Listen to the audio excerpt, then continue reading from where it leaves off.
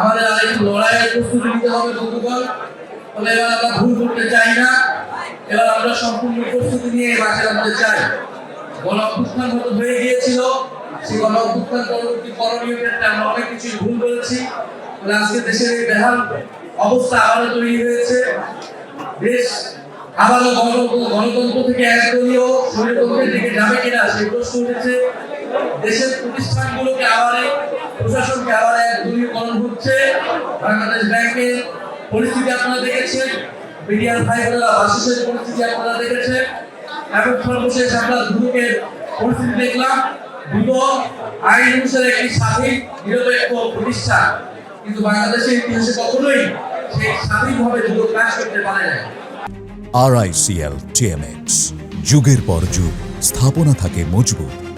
BNP বর্তমান নেতৃবৃন্দ বেটা ফখরুল ইসলাম এবং তিনি এক সময় বলেছিলেন এই দুদক হচ্ছে বিরোধী দল দমন কমিশন। এই আমলে সেই জিনিসটাই থাকবে কিনা সেই প্রশ্ন আমাদের হচ্ছে।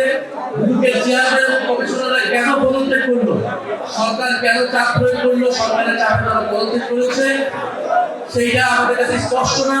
সেই জবাব দিতে আমরা নিশ্চিত করছি নিশ্চয়ই সংসদে গেলে আমরা এটা কথা বলবো। আপনারা বাইরে যারা জনগণ রয়েছেন আপনারা তারাও কথা বলবেন, এবং দুদকের পরবর্তী চেয়ারম্যান কিভাবে নিয়োগ হবে, আলাদা দলীয় বিবেচনায় নিয়োগ হবে কিনা, নাকি বিরোধী দলের সাথে আলোচনা করে নিয়োগ হবে, সেই বিষয়ে প্রশ্ন আমরা রেখে যাচ্ছি। আপনাদের সিলেটবাসীর প্রতি আহ্বান জানাচ্ছি স্থানীয় সরকারের প্রস্তুতি, এবং আপনারা ঐক্যবদ্ধ থাকুন। সামনে আমাদের যে আহ্বান আসবে, যে নির্দেশনা আসবে, সেই নির্দেশনা কাজ করবে।